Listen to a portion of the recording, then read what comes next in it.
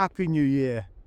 There was a lot to celebrate back in 2024, not least a historic general election result when we defeated the Conservatives and elected the biggest Liberal force in the House of Commons for 100 years.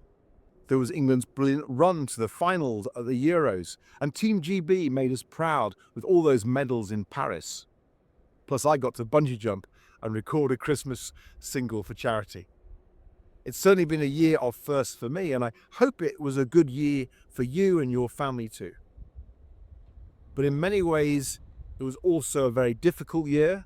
Families and pensioners across the country still struggling through the cost of living crisis, energy bills rising again, housing costs through the roof, and the economy still not growing. People are still missing out on the care they need too.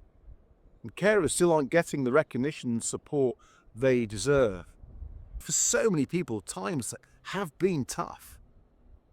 And around the world too. Ukrainians killed as they bravely resist Putin's war machine. The appalling humanitarian crisis in Gaza and Lebanon. And the cycle of violence across the whole Middle East. Horrifying mass killings in Sudan, where millions have been forced to flee their homes.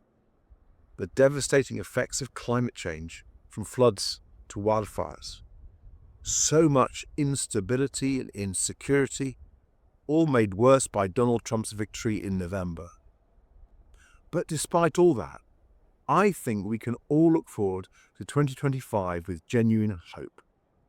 Hope because I know that UK can rise to these challenges, home and abroad. We have the people, the grit, the talent, the businesses, and the right values to change things for the better. But what we need this year is government to show the urgency and ambition this moment demands, because I'm afraid that we haven't seen anything like the real change from this government on the scale the British people are yearning for. The historic scale we voted for in July. So in 2025, the Liberal Democrats will continue our fight for the change our country needs. We will continue to hold the Conservative Party to account for the terrible damage they did to our country. We made a great start on that in July, and at the local election this coming May, we have a big opportunity to finish that job. But we will also keep pushing the Labour government to act faster and be much bolder on everything from the NHS and care to Europe and political reform. And we are opposing them robustly when they get things wrong, like choosing to strip winter fuel payments from millions of struggling pensioners and misunderstanding the reality of family farming in this country.